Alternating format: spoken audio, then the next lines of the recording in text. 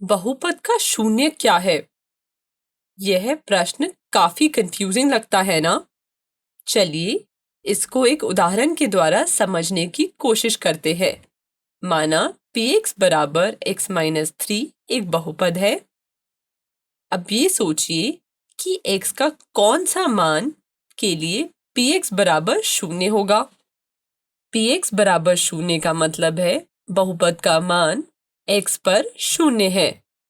अब हम यहाँ x की कौन सा मान रखें जिस पर बहुपद शून्य हो जाए।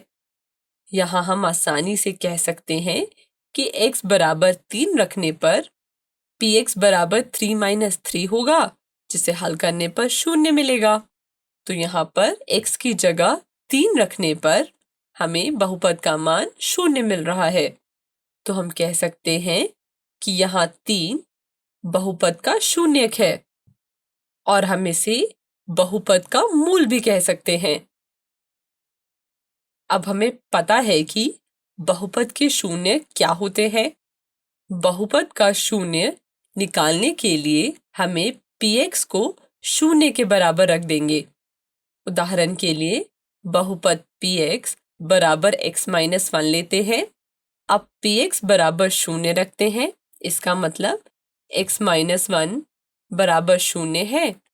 एक को दूसरी तरफ ले जाने पर हमें x बराबर 1 प्राप्त होता है।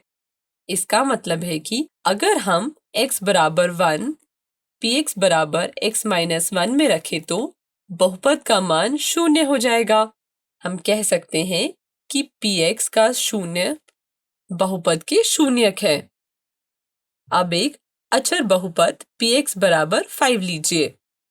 क्या आप बता सकते हैं कि इसका शून्य क्या होगा?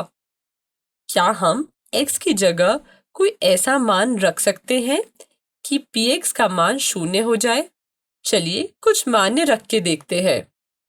चूंकि हम 5 को 5x के पावर 0 भी लिख सकते हैं, क्योंकि x का घात जब शून्य होता है तो वह 1 हो जाता है। अब px में x की अलग अलग मान रख के देखें तो हमें px बराबर 5 ही प्राप्त हो रहा है। तो क्या हम यहाँ कह सकते हैं कि x की किसी भी मान के लिए हमें px बराबर शून्य नहीं मिलेगा? बिल्कुल, हम ऐसा कह सकते हैं, क्योंकि px में कोई भी मान रखने पर हमें शून्य मिल ही नहीं रहा है। अतः शून्येतर अचर बहुपद का कोई शून्यक नहीं होता है।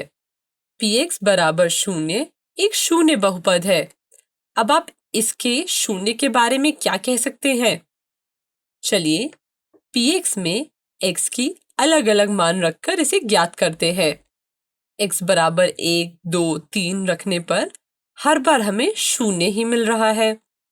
तो हम कह सकते हैं कि प्रत्येक वास्तविक संख्या शून्य बहुपद का एक शून्यक होती है। चलिए अभी तक जो हमने पढ़ा उसे कॉपी में लिख लेते हैं। कृपया इसे अपनी कॉपी में लिख लें। धन्यवाद।